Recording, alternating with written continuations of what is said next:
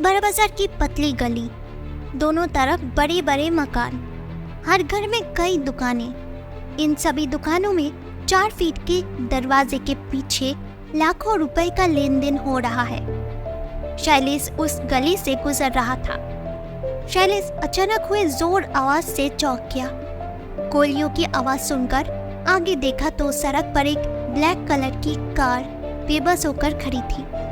तभी उसके पीछे का दरवाजा खोलकर 2 आदमी अंदर आए और गोली चला दी। अंदर से तेज चीख और आसपास की दुकानों से चिल्लाने के बीच डाकुओं ने कार से एक कैश बॉक्स खींच के निकाल रहा था और पास में ही जो पीली स्कूटर बेबस होकर खड़ा था, इतनी देर में वो लोग स्कूटर में कूद गए और उसके सामने रास्ते पे नजरें करके गोली चलाया।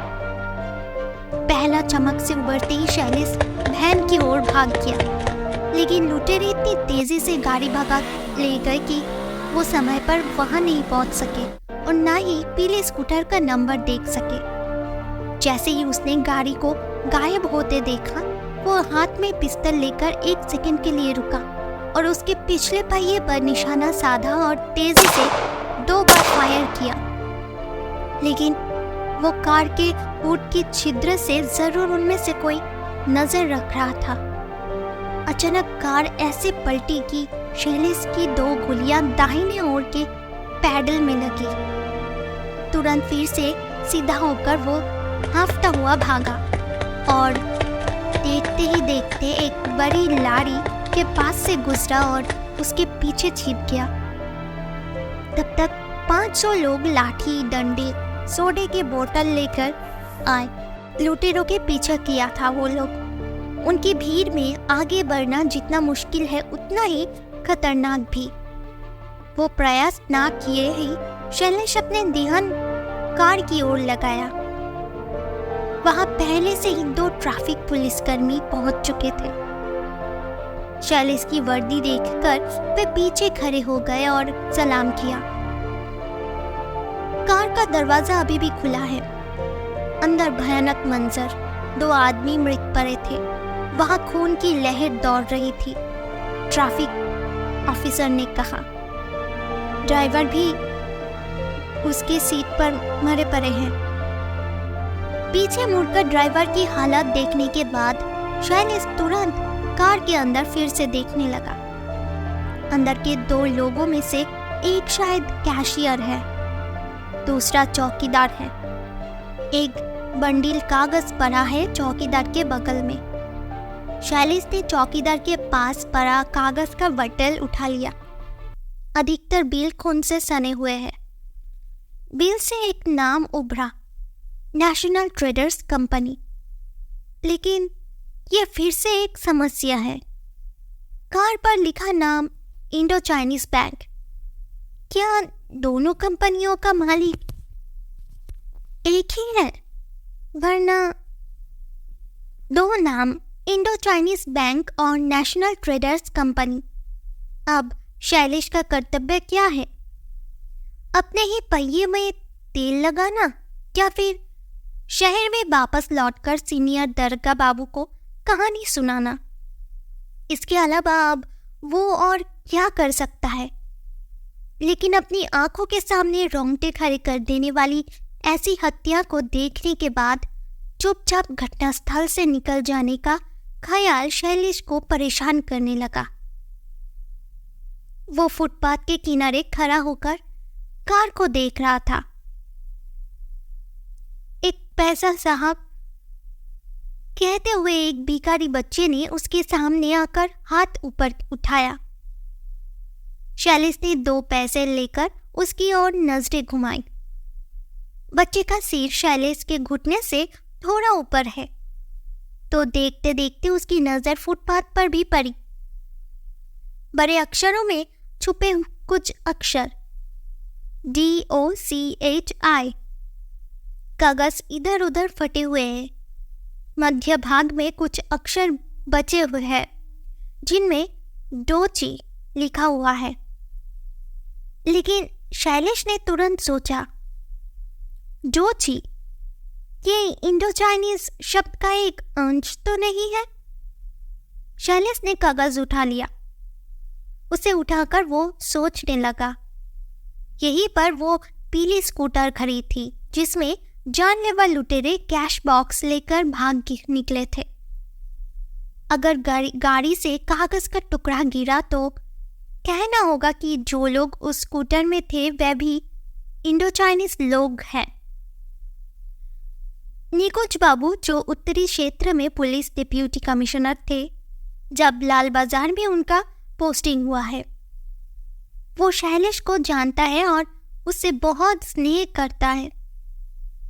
अब अगर शैलेश को इस इंडो चाइनीज के बारे में सोचना हो तो पहले उनसे मिलना होगा। शैलेश लाल बाजार चले गए। सब कुछ सुनने के बाद निकुंज बाबू ने एक संक्षिप्त आदेश दिया। अपना काम अपनी बुद्धि के अनुसार करते जाओ।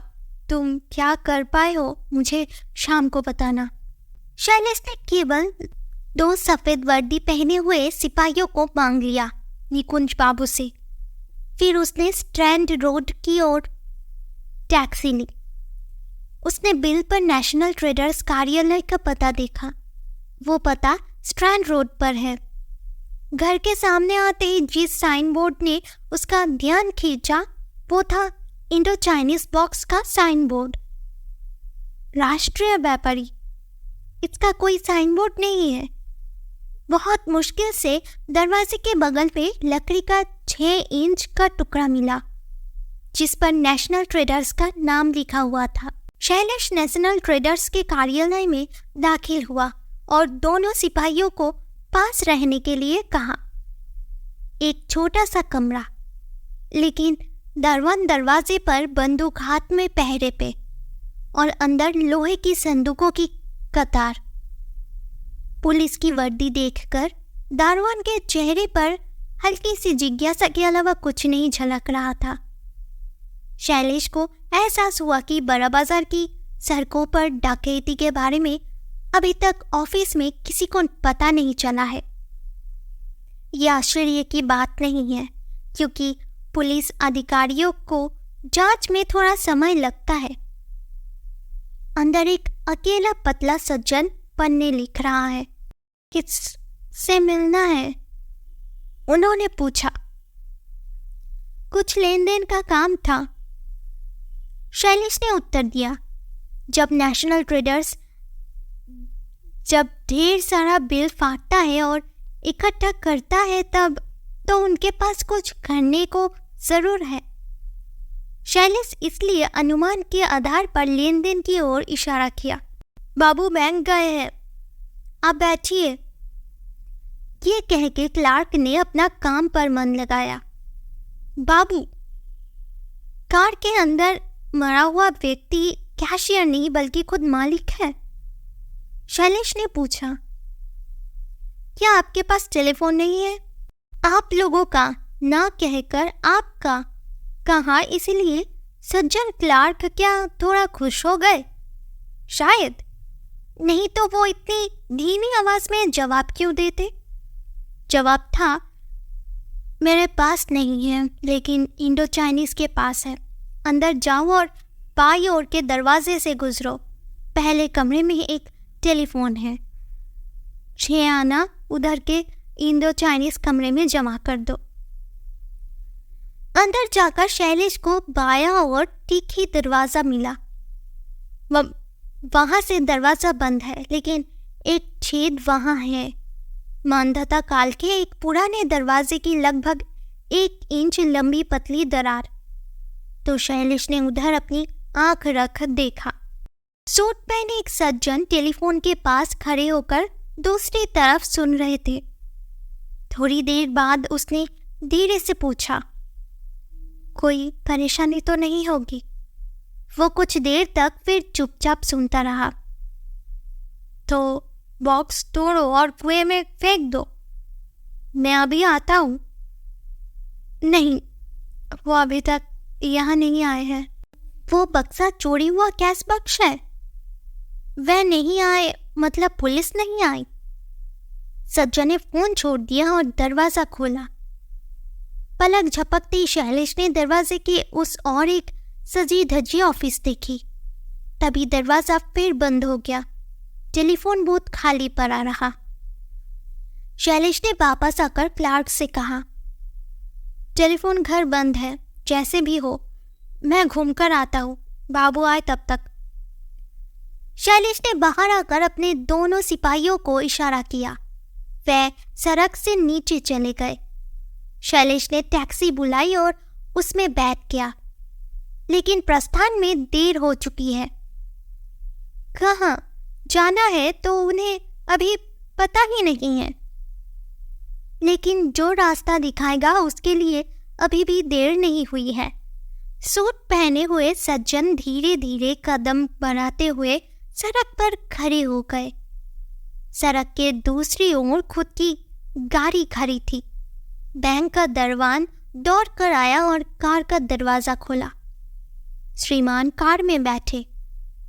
साहब के पीछे पीछे टैक्सी अभी चल ही थी कि पुलिस का ट्रक इंडो चाइनीज बैंक के साइन बोर्ड के नीचे रुका।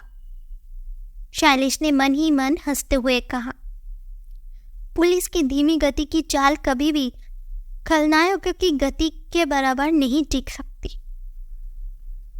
वो सज्जन व्यक्ति एक प्रसिद्ध बैंक के दरवाजे पर उतर गए। उन्हें छोड़कर उनकी कार स्ट्रैंड रोड पर लौट गई। शैलेश टैक्सी लेकर खड़ा हो गया। उनका दृढ़ विश्वास था, साहब अभी बस उस बड़े घर से बाहर आ ही जाएंगे। जिस स्थान पर चोरी का केस बॉक्स तोड़कर कुएं में फेंका जा रहा है, वो स्थान निश्चित रूप से उस प्रसिद्ध बैंक के अंदर नहीं है। सचमुच 5 मिनट में साहब बाहर आ गए। उसने टैक्सी भी ली, फिर टैक्सी के पीछे टैक्सी। दोपहर के समय सड़क पर गाड़ियों की भीड़ रहती है, नहीं तो उसे पता चल जाता कि स्ट्रैंड रोड से एक टैक्सी जोक की तरह उसका पीछा कर रही है। शैलेश को डर होने लगा, जैसे अभी साहब को शक हो गया हो। Park circus. साहब की टैक्सी एक सुनसान रास्ते पर रुकी। साहब नीचे आए। इस बार शैलेश का मुसीबत हो गया। अगर वो भी टैक्सी रोककर उतर जाए तो साहब को जरा भी शक नहीं रहेगा कि ये जासूस है। इसलिए वो टैक्सी पकड़कर सीधे बाहर चला गया। एक चौराहे पर रुका। वो वहीं उतर गया और टैक्सी को रुकने के लिए कहा। वे सावधानी से साहब की ओर वापस चलने लगे। नहीं साहब है और ना ही उसका टैक्सी है। शैलेश को अंदाजा हो गया था कि ऐसा ही कुछ होगा। उन्होंने बीड़ी की दुकान पर बीड़ी खींच रहे पोस्ट ऑफिस के चपरासी को इशारा से बुलाया। धीरे से इशारे से पूछा, पास में किसी घर में कोई कुआं है, तुम्हें पता है? वो आदमी हंसा। बहुत से घर में हो सकते हैं, लेकिन मैं किसी एक के बारे में भी नहीं जानता साहब।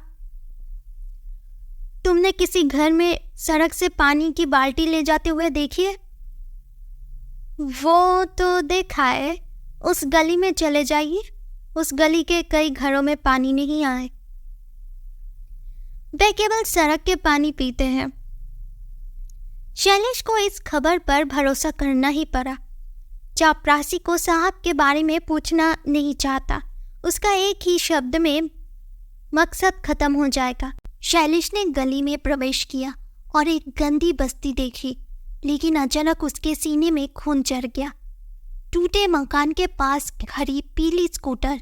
अभी उसके नंबर को लिखने के लिए काफी समय है, लेकिन नंबर देखकर उसे पता चलता है कि ये फर्जी नंबर है। ये घर खुला नहीं बल्कि ईंटों वाला है। 1 मंजिला भी नहीं, 2 मंजिला। यहाँ दरवाजे खिड़कियां नहीं है, अगर है तो कस के बंद पड़ा है। घर के सामने लगे लोहे के दरवाजे को धक्का देकर खोला गया तो वो अंदर से बंद था।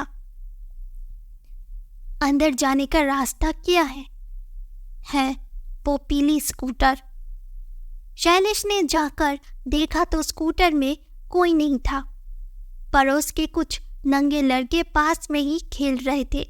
शैलेश ने उन्हें एक पैसा दिखाया। अगर तुम सब उस मोटर की शीशे को पत्थर से तोड़ दोगे तो तुम लोगों को इनाम मिलेगा। लड़के बहुत खुश हो गए।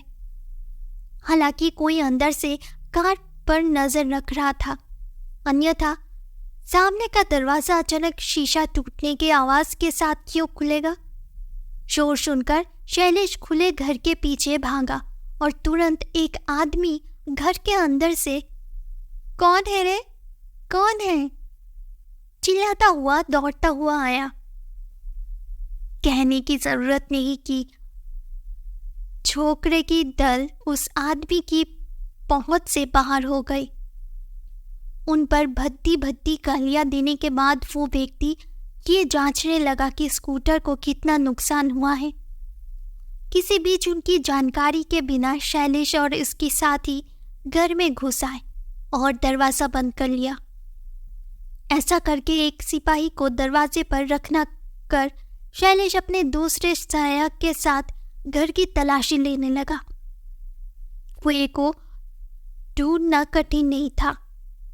बक्से का ऊपरी हिस्सा अभी भी कुएं के किनारे पर पड़ा हुआ है, वही कैश बॉक्स जिस पानी से आसानी से निकाला जा सकता था। इसके बारे में कोई संदेह नहीं था। दरवाजा बंद करने की आवाज सुनकर अंदर से किसी ने चिल्लाकर कहा, भौजोरी, क्या तुम फिर स्कूटर छोड़कर चले गए हो? शैलेश ने इतना ही कहा, अरे जल्दी आओ। वो इतनी तेजी से बोला कि अंदर मौजूद लोगों को उसकी आवाज का अंतर पता नहीं चला सका। ये सोचकर कि कोई गंभीर बात हो गई है, साहब खुद शैलेश के सामने आ गए। वो एक खंभे के पीछे छिपे हुए थे। जैसे ही साहब पास आए, हिंदुस्तानी सिपाही ने उनकी गर्दन पर छलांग लगा दी और उसी क्षण शैलेश स्वयं दौड़ पड़े, जिसका सामने उसने अनुमान लगाया बिल्कुल सही। अंदर केवल एक अन्य व्यक्ति है और जब वो किसी दुर्घटना की आवाज सुनता है तो वो सतर्क हो जाता है। एक अंधेरे कमरे में एक टेबल जिस पर ढेर सारा नोट फैले हुए हैं। दोनों हाथों में जितने नोट उठा सकता था उसने उतने उठा लिया और भाग गया। शैलेश ने तुरंत उसके पैर में गोली मार दी। उसने जोर से चीख उठा और जमीन पर गिर गया। इसी बीच हिंदुस्तानी मंगल सिंह की साहब से नहीं बनी। साहब कुश्ती करना जानते हैं। मंगल सिंह को उल्टे मुक्के से जमीन पर गिराकर जेब से पिस्तौल निकाल ली। उसके दिमाग में खून सवार हो गया है। वो जानता है कि अगर वो खून नहीं कर सकता तो उसे मारना होगा। वो मंगल सिंह की कानपट्टी पर पिस्तौल रखकर उसे गोली मारने ही वाला था कि शैलेश आ गया। वो एक झटके में सुला दिया साहब को। वही जो शख्स स्कूटर के पास था वो काफी परेशान है। अंदर जो आवाज सुनाई दे रही थी, क्या वो पिस्तौल की आवाज है? पिस्तौल कौन चलाएगा? वो भाग जाएगा या घर के अंदर चला जाएगा? जब वो घर के दरवाजे पर आया तो देखा कि दरवाजा अंदर से बंद है। उसे समझ नहीं आ रहा था कि क्या करे और वही खड़ा रहा। वहां कुछ गड़बड़ हो रहा है, उसमें कोई संदेह नहीं है, लेकिन इस समय पर वो पैसे का बंटवारा छोड़ के भागता भी तो कैसे? सहसा उसे साहब की चीख सुनाई दी, भौजोरी! एक करुण पुकार। जरूर ही कुछ भयानक घटित हुआ होगा। भजहरी बिना देर किए स्कूटर की ओर भागा। इसी बीच शैलेश भी दरवाजा खोलकर बाहर आ गया। पीले स्कूटर के पहिए पर निशाना साधा और इस बार उसने जो शॉट दागे वो विफल नहीं हुआ। टायर फटने के कारण कार रुक गई और भजहरी बाहर कूदकर भागने लगा और बचने का आखिरी प्रयास किया। शायद वो बच भी सकता था, लेकिन रुकावट हुआ। कुछ देर पहले जिन लड़कों ने उसकी स्कूटर का शीशा तोड़ा था वे मुसीबत में पड़ गए। उसके सिर और चेहरे पर पत्थर गिरने लगे। ईंट का एक टुकड़ा आया और उसके माथे पर इतनी जोर से लगा कि उसे जमीन पर बैठना ही पड़ा। शैलेश तुरंत पिस्तौल लेकर आगे आ गया। फोन पाकर उसी समय लाल बाजार से निकुंज बाबू भी आ गए। पैसों को गिन के देखा गया, 2 लाख से ज्यादा। जांच में ये बात सामने आई है। Indo Chinese bank manager Lalit Mukherjee हमेशा से बहुत खर्चा करने वाले व्यक्ति रहे हैं। वो पहले ही अपने बैंक की सारी संपत्ति हड़प चुका है। पिछले कुछ समय से इसे निपटना उनके लिए बहुत मुश्किल हो गया था। इसी समय बगल में नेशनल ट्रेडर्स कंपनी के रामचरण बाबू आए और अपनी कार उधर मांगने लगे। मामला क्या था कि वो ग्रेट एशियन बैंक में 2 लाख रुपए जमा करने जाएगा। चोर और लुटेरों का डर है। अगर कार में सफर कर सकते हैं तो भी साहस रहता है। ललित मुखर्जी ने सहमति व्यक्त की। उन्होंने रामशरण के सामने ही कार के ड्राइवर से कहा कौन सी सड़क से जाना है। रामशरण ने भी पैसे लेकर कार में डाल दिया। गुंडे भजहरी भी ललित की पीली मोटरसाइकिल लेकर बड़ा बाजार के लिए निकल गया। हम पहले ही देख चुके हैं कि भजहरी ने कहां और कैसे कार पर चढ़कर ललित के लिए पैसे इकट्ठा किए हैं। ललित शायद पैसे हजम कर गया होता अगर भागदौड़ के दौरान कागज पे लिखा नोट का टुकड़ा उसकी ही कार से उड़कर फुटपाथ पर नहीं गिरे होते। पार्क सर्कस की टूटी बिल्डिंग के फर्श के नीचे से रामशरण का कैश बॉक्स टूटी हालात में निकला। ये आसानी से साबित हो जाता है कि ये पैसा कार लूट का पैसा है। रामचरण का बेटा शैलेश को 5,000 रुपए देना चाहता था। शैलेश ने कहा, बल्कि कार ड्राइवर की गरीब पत्नी को दे दो ये पैसा। धन्यवाद दोस्तों।